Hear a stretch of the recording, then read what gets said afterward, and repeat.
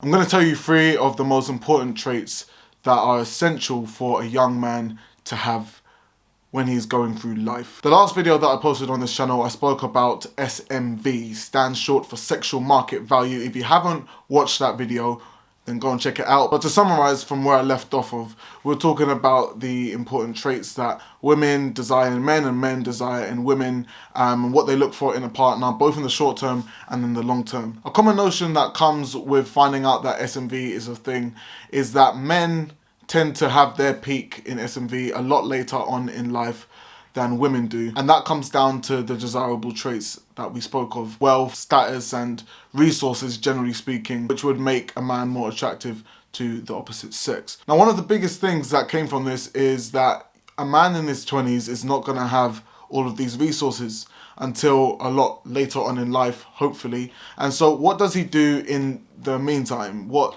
is there for him to do when he's just finished college or finished school and he's stepped out into the real world and he has nothing apart from maybe a pretty face if he's lucky? So you might be thinking, well, there's no hope. I can't get any woman until I'm 30 odd and I've got all of these things that I've built.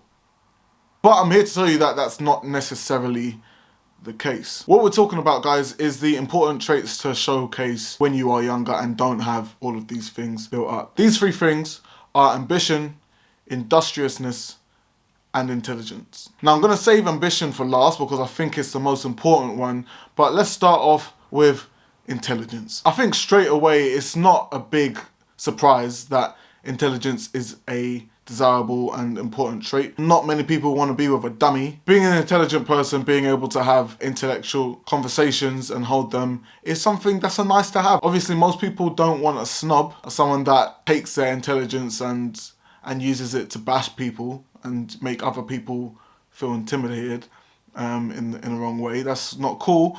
But like I said, being able to hold a conversation is worthwhile and is valuable. Some people are born with higher IQ than others, but I don't think that's a good excuse to remain ignorant in fields. I feel like it's important to be able to be well read in multiple different areas. So if you're one of those people that are thinking, Josiah, I'm not really one of the smartest guys out there, then dude, go get smart.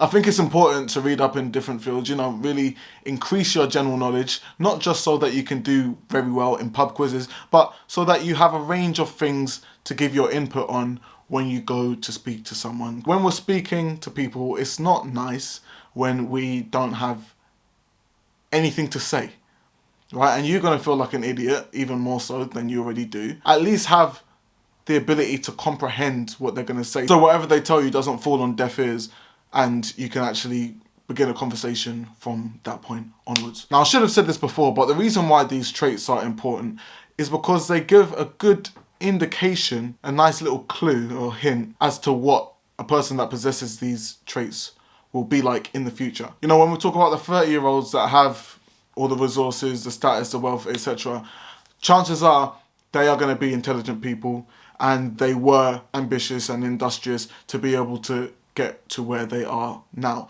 And so if you have the qualities that could lead to becoming that sort of person, then it's a good indication for anyone that's looking at you as a potential partner to say, oh, this might be a very good investment. All right. So moving on, industriousness, it's basically just a fancy way to say hard-working person. If you're one of those people that are lazy and is always able to be contacted because you're just playing video games or something like that, it's like, yeah, what are you doing? Oh, I'm nothing, just chilling, dunno, that sort of thing, then chances are interest is going to be lost when it comes to seeing you as a long-term partner because, well, what can one do sitting around playing video games all day unless you're streaming on Twitch? Chances are it's not going to be paying the bills. Someone that's hardworking and is working on personal projects or trying to get somewhere in life has a higher chance of getting to that stage where they see the fruits of their labour. And if you're someone looking for a partner, why would you not want to get involved? And then the last one, like I said, is ambition. And the reason why I think this is really important is because it's the fuel that serves that industriousness. I would say that a lot of ambitious people use their ambition to do hard work, do the work that is needed to achieve their goals. Of course, you get those people that are workaholics or just hardworking for the sake of it and don't really have ambition. But you know what? It's all relative and it's all subjective. You know, I could say to someone, oh, you're hardworking, but I don't think you have ambition because you want to stay in the same company. You're just working long hours to stay in the same company and they're not really giving you raises, etc. But maybe that's not fair to say. Maybe they do have a certain level of ambition and it's, you know, a goal that they see themselves achieving, and it will be one that they are happy with, and for them that's their definition of success. So generally speaking, these traits are going to be a good indication of whether you're going to end up being I really don't want to I don't want to say it because of the recent trends, and I'm going to look like I'm falling in that bucket of the male podcasters, but a high value a high value man. To explain myself, chances are if you are putting in the hard work and you have ambition and you're an intelligent person, it's a great indication that you're going to be at the upper echelon of the social hierarchy. And if you are one of those people that is fine with selling their time cheaply, with no hopes of moving away from those type of jobs,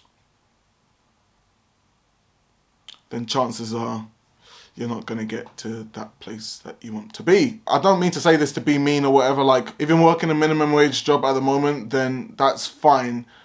But my advice to you would be, do you want to get to the next step? Do you have the drive to be somewhere else, somewhere that will give you more money for your time? I'm saying this as someone that has worked minimum wage jobs in the past, and for me, when I was working them, I was never satisfied because I knew that I had more to offer and that my time was worth more. Some people are okay with offering their time for little money and that's their decision in life. But if you're watching this video, I doubt that's you. In summary, go and get those traits. And other than that, guys, I'll see you next time with another damn video. Maybe my hair will be done by that time and I won't have to wear a hoodie for the whole video. But yeah, other than that, take care, guys.